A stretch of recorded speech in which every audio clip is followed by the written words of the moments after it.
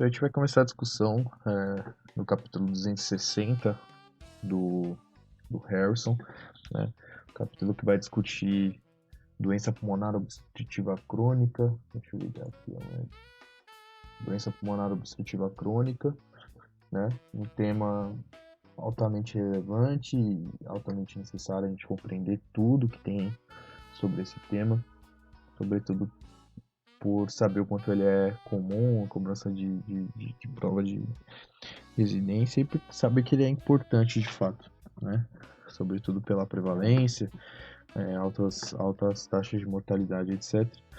E a discussão vai começar a falar sobre fatores de risco, trazendo o tabaquismo no primeiro ponto, sendo o mais importante, reatividade de vias respiratórias e a doença, infecção das vias respiratórias, exposição laboral, contaminação atmosférica, então, exposição passiva ou secundária ao fumo, né? E algumas considerações genéticas que a gente tem aí relacionadas todos a fatores de risco para a EPOC, né? Depois o livro vai discutir uma evolução natural da doença, fisiopatologia da doença, né? Obstrução de via respiratória, hiperinsuflação, como é que elas produzem, quais são as mudanças a nível da troca de gases, né?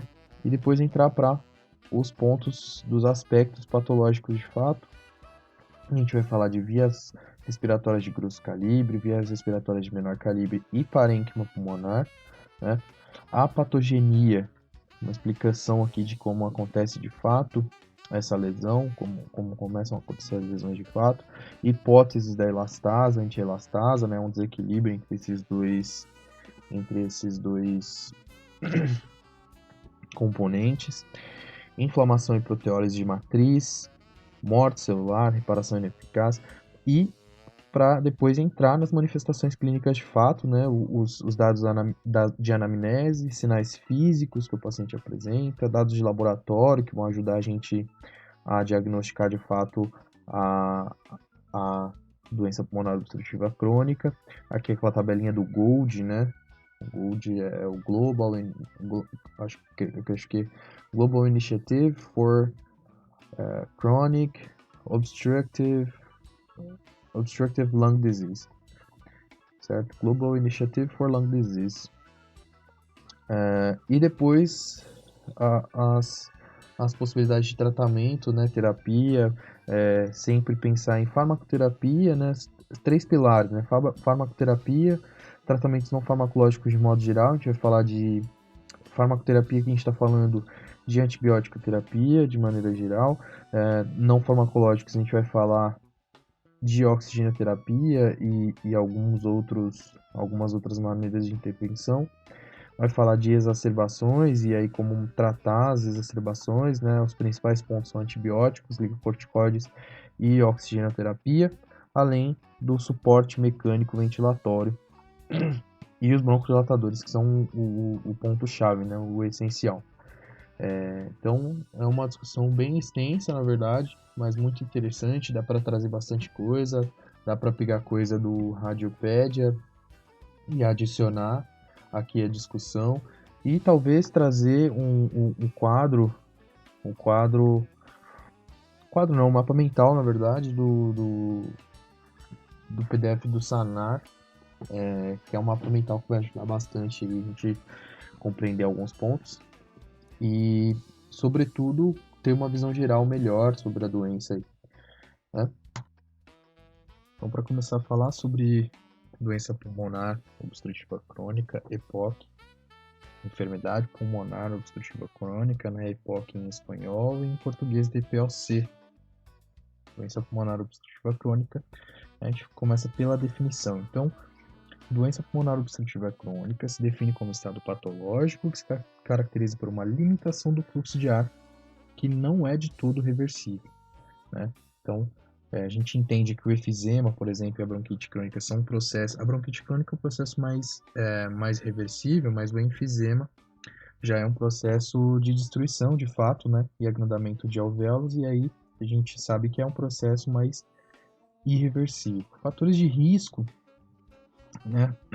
Então, Tabagismo, né, o maior fator de risco, o grande fator de risco aí, mas o grande ponto, né, já que o tabagismo é tão conhecido por produzir essa doença, o grande ponto é a gente pensar justamente nos achados que não são o tabagismo que também produzem a doença, né? Então essa é a grande preocupação nesse caso. Então a gente vai ter um descenso muito acelerado do volume de ar expulso dentro do primeiro segundo, né? O volume expiratório forçado 1 dentro de 1 segundo é o que vai trazer para a gente aí uma maior relação com a incidência da doença. E aqui o livro traz aquela compreensão do maços por ano, né? O maços ano. Então, o livro vai trazer para a gente tem 945 pacientes não fumantes, em que a gente observa ali um certo descenso da fração do volume expiratório forçado, certo? Então, o que evidencia já que não é só o cigarro que produz, mas quando a gente começa a observar os pacientes que de fato fumam, a gente vê uma diminuição muito maior, né? Então, aqui no caso de ver um paciente com mais de 60 carteiras de cigarro ano, a gente observa uma diminuição muito grande aqui do volume respiratório forçado no primeiro segundo, certo? Algo relevante também é a gente saber fazer a conta do maços de cigarro ano, né? Então, o indivíduo que fuma, a conta é basicamente pegar o número de cigarros que ele fuma por dia e multiplicar pelo número de cigarros pelo número de anos que ele fuma cigarros, né? Então, basicamente, se o indivíduo fuma há 15 anos, ele fuma um maço por dia, então ele fuma 15 maços ano, né? Se ele fuma há 15 anos 2 maços por dia, ele fuma 30 maços ano. E aí a gente vem aqui trazer, na verdade, é mais a título de compreensão do quanto esse fator de risco está contribuindo para a geração da doença, né? Aí o livro traz também que cigarros puros ou tabaco de pipe, né, que em espanhol é pipa, pra gente é cachimbo, eles são menos relacionados com a produção de doença pulmonar obstrutiva crônica, né, que é um dado interessante. Reatividade das vias aéreas e EPOC, e aqui o livro traz uma compreensão de que a gente tem que entender, né, essa grande diferença, né, entre reatividade de via respiratória, né, que é o processo inflamatório, mas que é definição de asma, e doença pulmonar obstrutiva crônica, né? E a gente tem aqui uma hipótese que me chamou mais atenção, que eu acho que faz mais sentido, de que na hipótese britânica, por exemplo, a asma e a EPOC são doenças em essência diferentes, né? A asma é um fenômeno alérgico, inflamatório alérgico, e a segunda, a EPOC, é a consequência de inflamação e lesão vinculadas com o fumo do tabaco, mas não somente com ele, né? Infecção das vias respiratórias está mais relacionado, o livro traz aqui que está mais relacionado com as exacerbações da doença pulmonar obstrutiva crônica e não com a produção da doença em si, porque a gente não sabe exatamente qual que é não tem uma medição, né? Não tem um estudo que indica exatamente qual que é a interferência aí do número de vezes que essa pessoa teve uma infecção de via respiratória para incidência de EPOC. Exposição laboral, né? Outro ponto que a gente deve ter em conta, então perguntar sempre para o paciente com o que ele trabalha, né? É bastante importante essa informação, sobretudo porque esse paciente pode trabalhar num local em que ele é o tempo todo exposto em agentes que podem se acumular no parênquima pulmonar, né? E aí o livro cita em especial, né, as pessoas que trabalham com extração de carbono, ouro em minas, extração de ouro em minas e pó de algodão em fábricas, né? Essas pessoas também têm diminuições moderadas do volume expiratório forçado no primeiro segundo.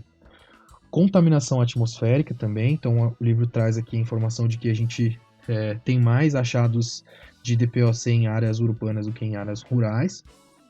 E exposição passiva secundária ao fumo de tabaco, onde a gente tem uma diminuição importante do crescimento pulmonar. Esse é um ponto que deve sempre ser levado em conta, né? Então, o grande achado nas pessoas que são expostas, sobretudo em crianças, né, são expostas a fumo desde criança, é que elas têm uma diminuição do crescimento pulmonar, o que é muito grave, né? O que é muito grave. Considerações genéticas, aí tem algumas coisas que são citadas, por exemplo, a pessoa que adquire uma deficiência hereditária de antitripsina alfa-1. A gente sabe que a antitripsina alfa-1 ela ajuda a não acontecer, né, o processo degradativo pelas elastasas aí. Então, se a gente tem uma deficiência nessa enzima, provavelmente as lesões parênquipa pulmonar vão ser muito mais exacerbadas, né? Essa doença, só 1-2 pessoas com DPOC herda de fato deficiência marcada de alfa-1 antitripsina, então a gente pode imaginar, né, o que aconteceria com o paciente se ele tivesse essa deficiência e ainda por cima fosse fumante ou fosse exposto aí laboralmente a substâncias estarem em risco, né? Falando do tratamento específico para a deficiência de antitripsina, né, a intensificação da própria enzima, né? Então a gente injeta enzima no doente, né, de forma semanal, com gotejamento intravenoso. Outros fatores de risco relacionados estão mais relacionados aí às metaloproteinasas, né, dos macrófagos, etc., mas são resultados ainda muito inconsistentes, acho que não chegam a impactar as nossas considerações clínicas. Evolução natural da doença, né? Então, os efeitos do fumo do tabaco sobre a função pulmonar parecem depender da intensidade de exposição ao tabaquismo, a cronologia dessa exposição durante o crescimento e a função basal pulmonar da pessoa, né? A gente tem um gráfico aqui que ilustra a evolução natural, que é um gráfico que me chamou a atenção. Então aqui na curva azul, né, na linha azul, a gente tem a curva normal, né? Então observa-se que a gente tem uma diminuição, né, aqui é o desenvolvimento do pulmão, né? Então a gente tem um aumento do volume de ejeção forçado, do volume respiratório forçado até certa idade, né? Até 20 anos, 22 anos. E depois, naturalmente, né, processo fisiológico, tem uma diminuição desse volume de expiração forçada normal, né? Então até os 80 anos você tem uma diminuição aí para a base de uns 70 e 72, 70 aqui. A porcentagem do volume de expiração forçada no primeiro segundo. Nas pessoas que desenvolvem, aqui o C também me chama muita atenção, que é as pessoas que têm diminuição do crescimento do pulmão, né? Então as pessoas foram expostas aí aos fumantes passivos desde criancinha. Se a gente vê aqui que o fato do pulmão ter diminuído o crescimento, ele tem muito maior probabilidade de desenvolver doença pulmonar obstrutiva crônica, sobretudo porque a gente observa esse volume respiratório forçado muito diminuído. E aqui a gente observa nos pacientes, sobretudo os pacientes que desenvolveram a doença de fato, né, sobretudo os fumantes, que é o grande ponto da discussão, né. Aqui a linha D vai trazer para a gente esse paciente aqui com 60, alguns poucos anos, já entrando aqui no quadro onde a gente tem a apresentação de sintoma de via respiratória, né. Mas essa é a evolução natural da doença. O sinal mais típico, entrando em fisiopatologia, o sinal mais típico do EPOC é uma diminuição persistente do fluxo respiratório forçado, é o que a gente já falou, com incrementos do volume residual e do quociente volume residual capacidade pulmonar total, né? Então esse é o grande ponto, é onde a gente consegue observar as mudanças, sobretudo radiográficas, na doença. Então a gente fala primeiro de obstrução de via respiratória, a famosa bronquite crônica aí, e quais são os achados, né? Com obstrução de via respiratória, a gente vai ter como resultado o menor coeficiente do volume respiratório forçado, com a capacidade vital forçada a longo prazo, né? A gente sabe que esse volume aí está estabelecido, então se a gente tiver um coeficiente menor que o 0,7, sem resposta a broncodilatadores inalados, né? Bastante importante a gente ter isso em mente. É diagnóstico de DPOC, certo? E o que acontece, né? Qual que é o resultado? O que resulta nessa diminuição do fluxo, né? É basicamente um desequilíbrio, né? No caso aqui ele está falando de equilíbrio, está explicando o termo, mas é um desequilíbrio entre a retração elástica e a resistência das vias respiratórias, né? Então a gente sabe que o alvéolo ele tem essa capacidade de fato,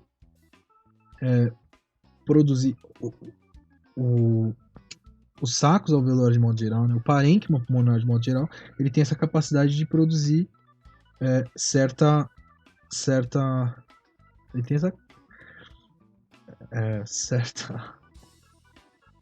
certa dilatação e ele retorna, ele contrai de volta, auxiliando aí na função pulmonar, auxiliando nas pressões de retirada do ar para fora, e no pulmão do doente com o DPOC a gente não vai ter a perda dessa capacidade.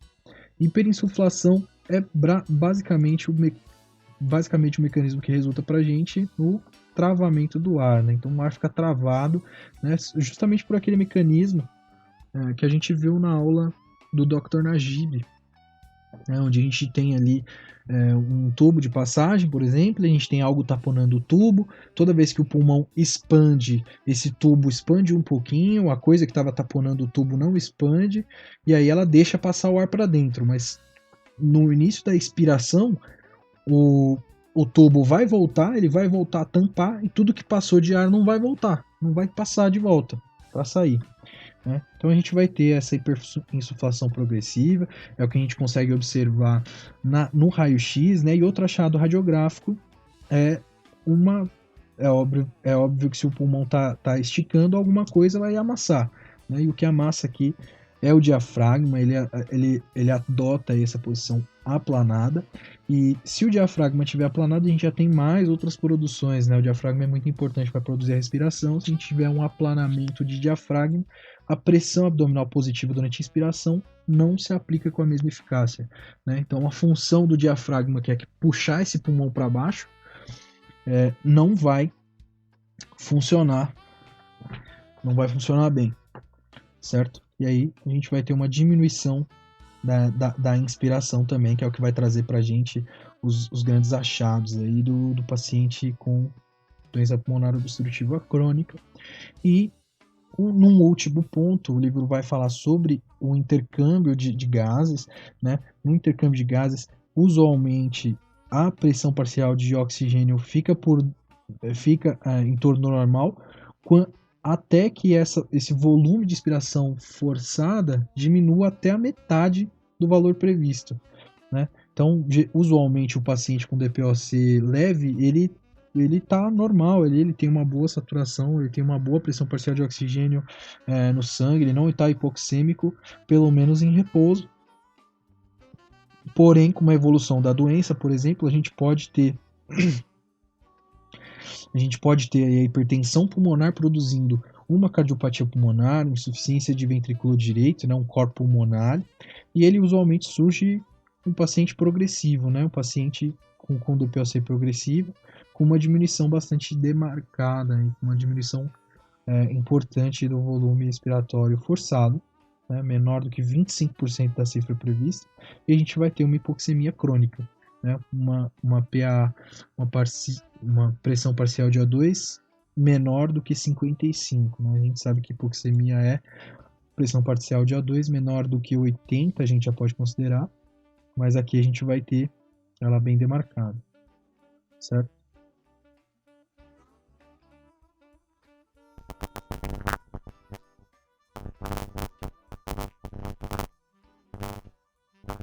Eles não são muito úteis, essas classificações patológicas comentadas não são muito úteis para atender de fato os pacientes com doença pulmonar obstrutiva crônica, né? Mas a gente tem alterações a nível das vias respiratórias de grosso calibre, alterações a nível das vias respiratórias de menor calibre e alterações a nível do parênquima pulmonar de fato, né? Então, nessas primeiras alterações respiratórias nas vias respiratórias de grosso calibre são aqui as que principalmente ocasionam a tosse e a produção de muco, certo? Então a gente tem uma hiperplasia aí nas células caliciformes que fazem parte desse tecido, que inclusive depois podem progredir a metaplasias e predisposicionar o doente a carcinogênese e a aparição de tumores. E um outro grande ponto é que esse tipo de alteração, que é produzida pela irritação, começa a diminuir a capacidade limpadora mucociliar, né? A gente tem uma perda de cílios e começa a produzir esse resultado. As vias respiratórias de menor calibre são o lugar principal em que aumenta a resistência, né, pulmonar. Ou seja, o que acontece? A gente tem afetação de vias respiratórias que tem 2 milímetros de diâmetro ou menos, e as anomalias produzidas nelas começam a estreitar o calibre interior e originar um excesso de muco, edema e infiltração celular naquele ponto, né, por todo o processo inflamatório. Então, se daquele ponto em diante a gente vai ter esse ponto que a gente está falando, são os bronquíolos terminais, né? A partir deles a gente teria os bronquíolos respiratórios e aí os condutos e sacos alveolares, né, os alvéolos de fato. Então, se a gente tampar aqui, né, a gente vai ter esse problema justamente aqui no saco, no fim das contas, certo? Parênquima pulmonar, né? Então, aqui é o que a gente tem de fato a produção dos enfisemas, né? Então, a destruição do espaço em que se produz a troca de gases, né? Nos bronquíolos respiratórios, nos condutos alveolares e nos alvéolos, certo? E a gente, se tiver essa destruição, né, a gente tem a destruição das divisões que estão aqui no meio. Se a gente tem a destruição aqui, a gente vai ter um grande saco que tem muito menor área de contato, muito menor área de troca, certo? No parênquima pulmonar dos fumantes, a gente encontra 5 vezes mais macrófagos, né, do que nos indivíduos que não fumam, e eles representam 95% dos achados celulares, além do restante que são neutrófilos, e também alguns achados com linfócitos T CD8 positivos, né, os citotóxicos. A gente tem 2 tipos de enfisema produzido por esses mecanismos, né? O efisema centroacinar e o efisema panacinar. O centroacinar a gente só tem que relacionar que é mais frequente, surgindo nos casos iniciais de tabagismo. A gente tem um agrandamento no ponto dos bronquíolos respiratórios, né? E ele é mais comum em lóbulos superiores. A diferença de panacinar, que é distribuído de maneira bem uniforme, né? Não é no centro do bronquíolo respiratório, é mais comum em pessoas com deficiência de alfa-1 antitrypsina e é mais comum, um achado mais comum nos lóbulos inferiores. O que seria importante para a gente responder o livro de patologia do Hobbes, patologia médica, patologia estrutural e funcional. E aqui a gente vai falar sobre a patogenia, né? Então o que a gente tem basicamente acontecendo? O fumo do cigarro estimulando o recrutamento de células inflamatórias, dentre elas a gente está falando de neutrófilos e macrófagos, né? Os macrófagos são os principais responsáveis aqui pela secreção de metaloproteinasas, né, que vão destruir a matriz extracelular, e os neutrófilos pela serina proteinasas, né, que são elastasas aí que vão também destruir a matriz extracelular, né, que é super importante para o parênquima poder expandir. Então, se a gente tiver muita secreção desses fatores e uma inibição de proteína, e uma diminuição da inibição dos inibidores de proteinase, a gente vai ter uma degradação de matriz extracelular, certo? E uma destruição do pulmão, e a gente poderia até ter um caminho de reparação, porém, essa reparação não acontece justamente porque os macrófagos atrapalham, né? Então, os produtos de desdobramento proteolítico da elastina atuam como quimiocinas para macrófagos e a gente vai ter sempre mais inflamação, né, num processo, mecanismo de retroalimentação positiva, e a gente não vai ter essa capacidade de reparação, a não ser que esse doente pare de fato de fumar, né? Então, por isso que parar de fumar é a melhor perspectiva, é o melhor ponto do tratamento mais eficiente do tratamento desse doente, ele parar de fumar de fato. E sim, a gente vai ter o resultado de enfisema de fato, né? Enfisema pulmonar. Para falar só nesse ponto aqui sobre morte celular.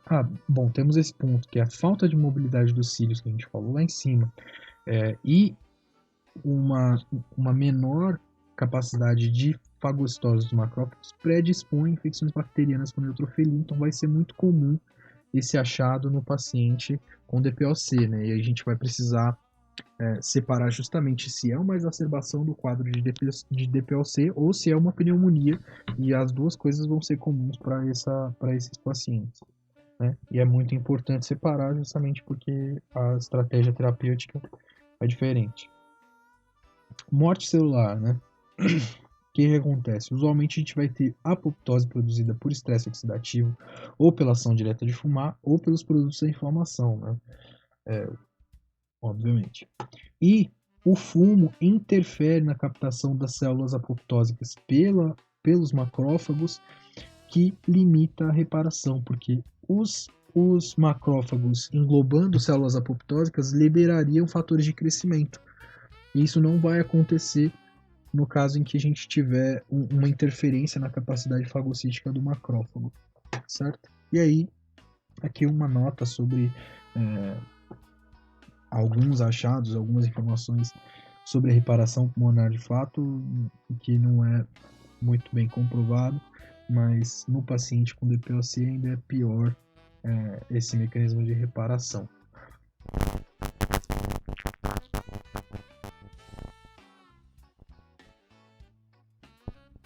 Vai falar sobre as manifestações clínicas, sobretudo as constitucionais, entender um pouco sobre os dados de laboratório e depois observar a classificação de GOLD, né? Da GOLD, Global Initiative for Lung Disease.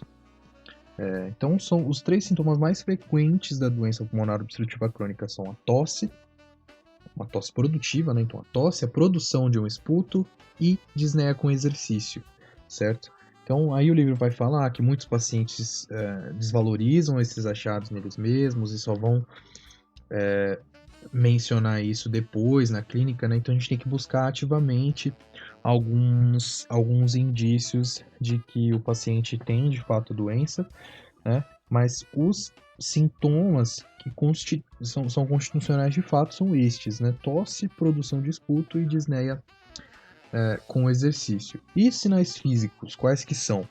Certo? Então, nas etapas iniciais, os sinais físicos podem ser normais, né? O que pode dificultar um pouco o diagnóstico. Porém, se a gente tem uma certa evolução da doença e a queixa do doente, algumas coisas a gente vai poder observar, certo? Então, a primeira coisa, né, é observar o padrão de respiração dele, perceber que é prolongada a fase de expiração, né? Então, a fase expiratória ela começa a ficar prolongada, inclusive produzir sibilo, e é o que a gente vai poder observar com a ausculta pulmonar.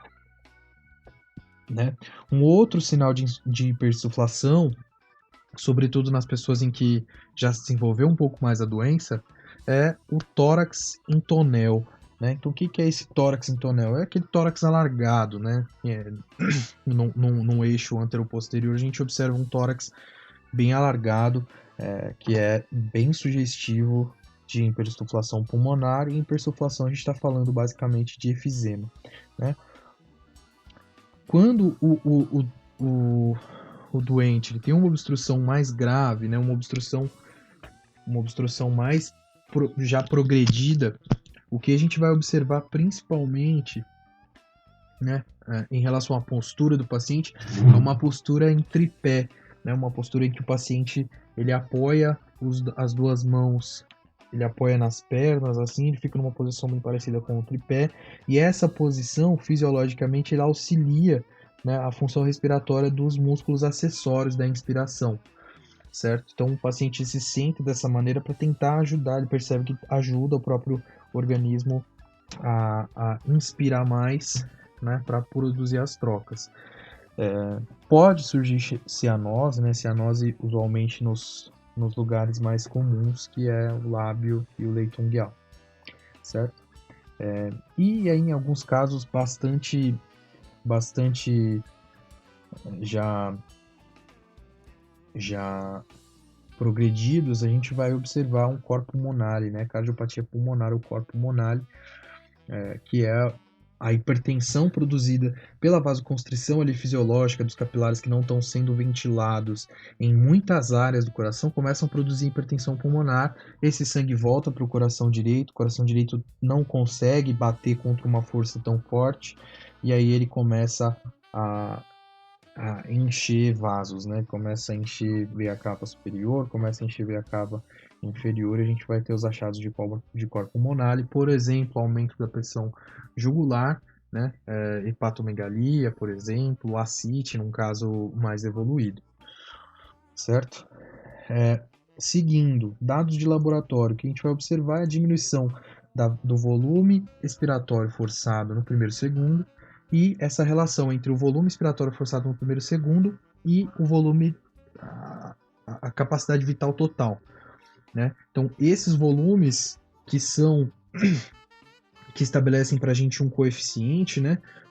Que é indicativo, e é exatamente esses volumes que a gente vai observar. Inclusive tem um quadro aí estabelecido pela Gould que a gente consegue ver melhor no outro livro, então eu vou trazer isso daqui a um minuto, né?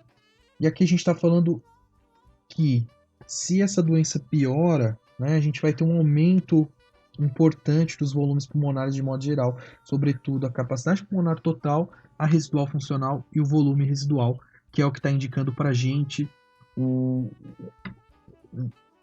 aprisionamento do ar, né, o que vai indicar para a gente, sobretudo, a hiperinsuflação, certo? Outra medida, né, é a gasometria, né, a medição dos gases, né, para a gente identificar, inclusive alguns pacientes podem apresentar essa hipoxemia durante o repouso ou no exercício, né, e aí a gente deve avaliar a pressão parcial de oxigênio do paciente. O livro já trouxe, inclusive, para a gente que usualmente, né, a gente vai ter um achado de menos de 55 ml de mercúrio. Em outro momento o livro trouxe essa informação. E aqui a gente deve avaliar também ventilação alveolar e o estado ácido básico, né? O estado ácido básico e ventilação pulmonar estão estritamente relacionados, né? A gente vai ter, num caso de hipercapnia, uma pressão parcial de dióxido de carbono maior do que 45 mV de mercúrio. Aqui o livro traz uma imagem de uma tomografia, né, em que a gente pode observar melhor aqui na tomografia, né, o maior valor que ela tem é sobretudo quando se existe intenção em alguns pacientes em específico com enfisema de realizar a cirurgia, né, fazer aí uma lobectomia parcial, justamente para diminuir essa hiperinsuflação, né, esse volume total nos pulmões, para que a gente tenha uma melhor perfusão no restante do tecido que sobrar e seja melhor a relação, a função do diafragma seja melhor, porque ele vai ter perda da compressão e etc. Aqui está falando mais sobre alfa-1 antitripsina e as intenções da terapia, né, em que a gente vai observar um pouco melhor lá no mapa mental. Então, vindo aqui para o outro livro, o que a gente vai observar, né, algumas escalas, certo? Algumas classificações. Então, essa daqui é estabelecida pela Gould, né, em que a gente vai observar ali o coeficiente de volume expirado forçado contra volume capacidade vital forçada, né? Então, quando a gente tiver esse volume menor do que 0,7 ou 70%, a gente vai classificar esse paciente segundo esses valores, né? Então, se a gente tem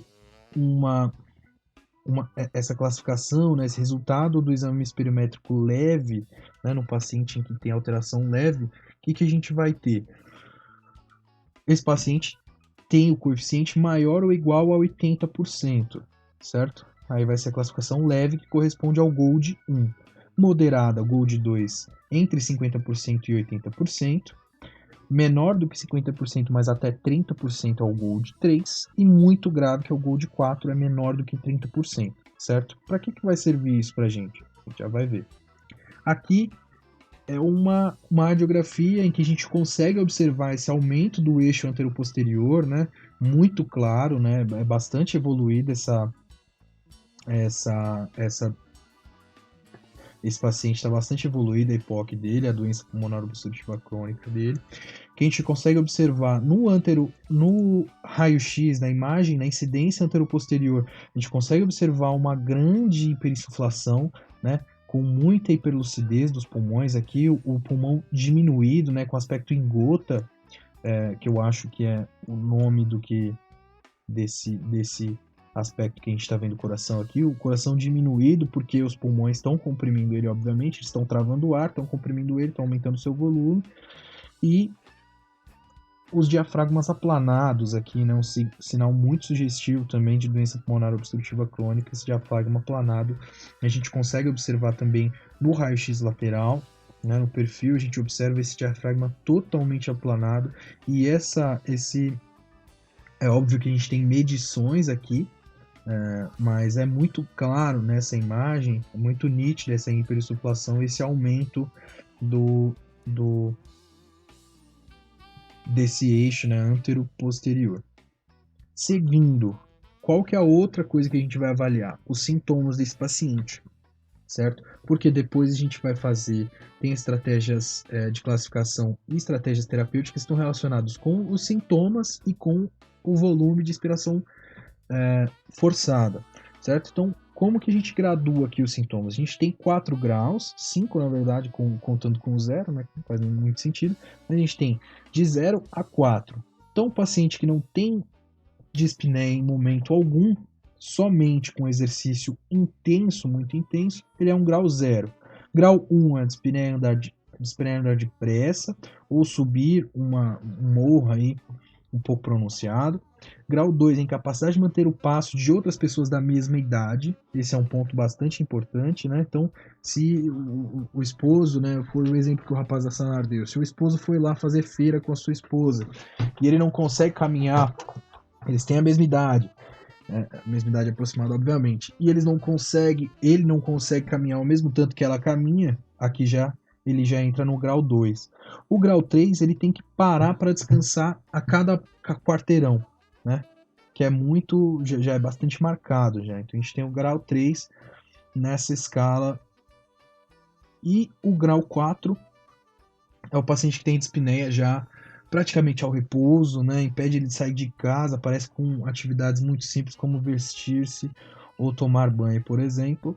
Né? E esse é um quadro, né? Um quadro da escala da dispneia da Medical Research Council, né? MRC. Certo? Para que a gente vai usar essas duas classificações desses quadros? A gente vai usar eles aqui, certo? Então, é uma classificação, a gente vai usar a classificação de Gold e a classificação do Medical Research Council e classificar esses pacientes em 4 grupos segundo este gráfico aqui que a gente está observando, né?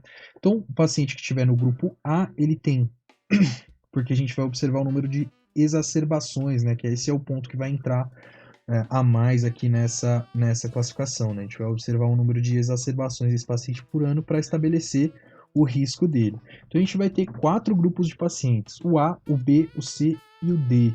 O A representa baixo risco e pouco sintomático, né? Por que ele é baixo risco e pouco sintomático? A gente vai olhar para o GOLD dele, né? Que é a espirometria, o resultado da espirometria, e ele vai estar nas classificações de GOLD entre 1 e 2. E esse indivíduo vai ter menos do que uma exacerbação por ano, né? Então ele vai ter 0 ou 1, igual ou menos do que uma, ele vai ter 0 ou 1 exacerbação por ano. Ele vai entrar aqui no grupo A, certo? E aqui a gente está classificando o risco, obviamente, né? O paciente do grupo B, ele tem baixo risco, mas ele já é mais sintomático, né? Então ele já apresenta mais sintomas, ele está em GOLD 1, 2, né? Porém, ele já está aqui na classificação da dispneia, ele já está na grau 2 aqui, ou 2 ou maior do que 2, certo? E ele ainda tem menos de uma, né? 1 ou 0 exacerbações por ano. Agora a gente vai entrar no grupo que tem mais exacerbações. Esse é o grupo de maior preocupação, né? Então aqui nesse grupo a gente vai observar que esses pacientes têm 2 ou mais, né, exacerbações por ano. E a gente vai separar esse grupo também, que são esses dois aqui. A gente vai separar esse grupo também de acordo com a quantidade com a classificação dos sintomas que eles têm, certo? Aqui a gente já tem um GOLD de 3 a 4, certo? Então se a gente tiver GOLD de 1 a 2 vai entrar no A ou B, ou GOLD de 3 a 4, né? O paciente que tem 30% ali, menos de 30% ou de 50% a 30% da sua função, né, do seu volume de expiração forçada, a gente vai classificar aqui. Esse paciente tem um alto risco, mas ele é pouco sintomático, o paciente do grupo C.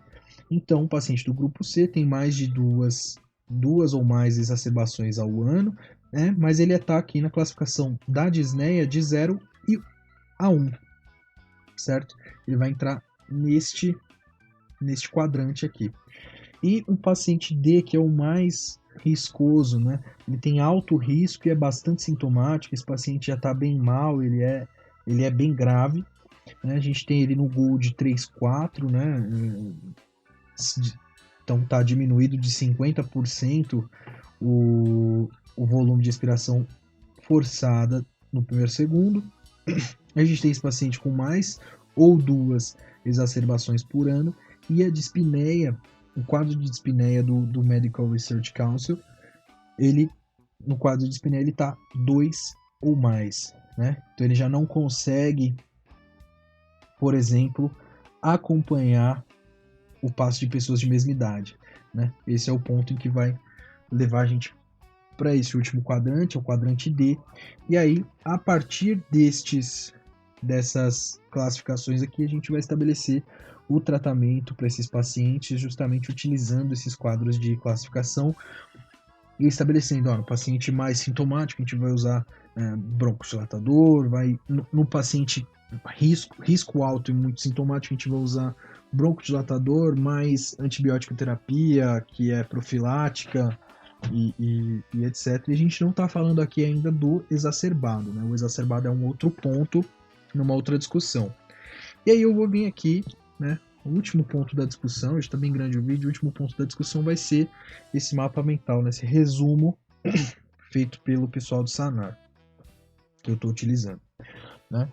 Então, a gente está falando de doença pulmonar obstrutiva crônica, né? Quais são os pontos de discussão? Os fatores de risco, a clínica encontrada, a fisiopatologia e o diagnóstico, né? Então, nos fatores de risco que a gente tem os fatores ambientais que rodeiam o paciente e os fatores individuais que estão relacionados a ele intrinsecamente, né? Os ambientais são os que ele consegue modificar, caso seja possível, ele consegue modificar, mas que rodeiam esse paciente aí. Então a gente tem o tabagismo, né, que pode ser modificado, inclusive é uma dos objetivos terapêuticos. Os irritantes químicos de maneira geral, no trabalho, etc. Poeira pode ser no trabalho também, né? Visto o pó do carvão, por exemplo, o pó de algodão. E condição socioeconômica desse paciente, né? Então esses são os fatores ambientais. Os individuais são a desnutrição, a herência, né? O herdamento, né? O paciente herdou deficiência de alfa-1 antitripsina, a prematuridade, né? A má formação desse pulmão e a hiperresponsividade brônquica, né? Que é o paciente que está sugerindo que a gente tem mecanismos asmáticos se sobrepondo a uma DPOC. O diagnóstico aqui, a clínica, né, apresentada pelo paciente melhor. O que a gente vai observar? Expectoração, né, produção de tosse com esputo, e algum esputo restringido aos pulmões. A sibilância pelo fechamento dos tubos de passagem aérea, né, dos brônquios e bronquíolos. Dispneia, obviamente, porque esse paciente ele vai ter uma diminuição da oferta de oxigênio de modo geral. E tosse, né? Tosse crônica, tosse produtora de esputo. Qual que é a fisiopatologia? O que está produzindo esses achados clínicos, né? Então a gente tem uma hipertrofia das glândulas mucosas e das células caliciformes, sobretudo em via respiratória alta, produzindo esputo. A gente tem uma destruição do parênquima pulmonar, que é o caso do enfisema, né? O centro lobuliliar ou panlobuliliar. A gente tem uma disfunção ciliar produzida justamente pelo agente agressor, né?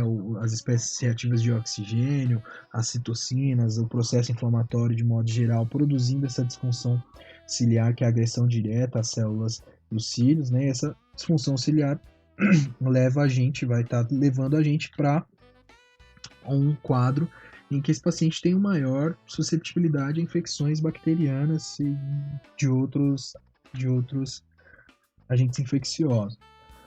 Hipertensão pulmonar por todo o processo, né? Então, se a gente tem enfisema se a gente tem efizema, por exemplo, de um saco alveolar e de outro, nesse saco alveolar aqui, a gente tem uma vasoconstrição, certo? E pela fisiologia do próprio pulmão mesmo, porque ele quer jogar sangue para o lugar em que é a troca. Só que se a gente tiver uma área muito grande, né? Então, para onde que vai esse sangue todo de uma área muito grande que não começa a se vasoconstringir porque não está trocando, né? Vai voltar para o coração direito, a gente vai ter hipertensão pulmonar voltando para o coração direito, produzindo cor pulmonale. E limitação do fluxo aéreo, claro, justamente pelo taponamento, pelos tampões, né, produzidos aí pela bronquite crônica e pela produção do muco. E qual que é o diagnóstico, né? O que a gente tem que pensar para diagnosticar? Primeiro, observar os sintomas respiratórios crônicos, né? A clínica é muito importante. Segundo ponto, fazer uma radiografia de tórax. A gente vai observar aqueles achados, todos que eu já mencionei. Terceiro ponto, a espirometria deve ser realizada, né? E na espirometria, o que a gente vai observar? Uma diminuição do coeficiente de volume, de capacidade vital funcional pelo volume, esse coeficiente pelo volume de inspiração forçada no primeiro segundo, a gente vai observar ele diminuído, né, menor do que 0,70 depois da aplicação de broncodilatadores. Né, porque se aplicar broncodilatador e a gente tiver uma boa resposta na espirometria, quer dizer que esse paciente pode tá tendo um processo de doença pulmonar obstrutiva crônica, mas ele tem um outro processo conjunto, né? Ele tem uma asma crônica, por exemplo, né? Uma asma que não se exacerbou e ele nunca percebeu, mas ele tem algo. Temos que pensar em diagnósticos diferenciais para esse caso. E oximetria de pulso, paciente saturando menor ou igual a 90, né? Em outros casos foi mencionado 92, mas talvez a gente deva ter em mente o 90 aqui para nossa discussão. Então esse é o mapa mental, de modo geral, do DPOC. Eu acho que a gente tem um outro mapa aqui. Esse mapa sugere tratamento do paciente estável e do exacerbado, né? O estável com broncodilatadores, corticoides inalatórios e oxigenoterapia, em caso que seja necessário de fato. E a exacerbação com antibiótico-terapia profilática, em caso que seja necessário, observando as escalas, broncodilatador inalatório e ventilação não invasiva, né? Ventilação não invasiva, que vai auxiliar bastante esse paciente. Vamos ver se a gente tem algum outro quadro aqui. Há um quadro que faz diagnóstico, né? Observação diagnóstico, diagnósticos diferenciais é bastante importante a gente perceber. Então, asma brônquica, bronquiolite, bronquiectasia, tuberculose e ICC, insuficiência cardíaca congestiva, fazem parte aí dos diagnósticos diferenciais. Alguns achados que a gente vai ter: hipoxemia, hipercapnia, BNP pelo aumento da tensão pulmonar, né, pela hipertensão pulmonar. Avaliação radiológica, a gente vai observar insuflação pulmonar com um aumento da radiotransparência e bronquiectasias, bolhas. Bronquiectasias aqui acredito que são as bronquiectasias de tração, né? E avaliação espirométrica com a comparação aí da capacidade vital funcional, capacidade vital forçada e do volume expiratório forçado no primeiro segundo. Aqui tem mais algumas imagens, né, que a gente pode observar em radiografia de tórax, demonstrando, olha essa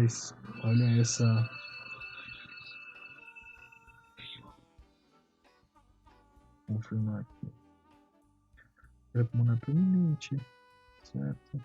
Efizema mostrando o aumento do volume pulmonar com retificação das cúpulas, né? Então a gente tem uma cúpula bem retinha aqui, né? E esse aumento aqui de diâmetro anterior e posterior, né? Uma hiperinsuflação aqui, alguma alteração a nível da cúpula, etc. Aqui a gente tem também outro indício aqui muito claro de hiperinsuflação, né? Os vasos. Bolha gigante bilateral em paciente jovem fumante. Tá? Por isso que eu não estou vendo os vasos. Bolha gigante bilateral. Outro achado aí radiológico interessante dessa doença. Certo? Então é basicamente isso. Aqui é a análise do quadro clínico, né? As possibilidades do quadro clínico. O paciente sentado aqui na posição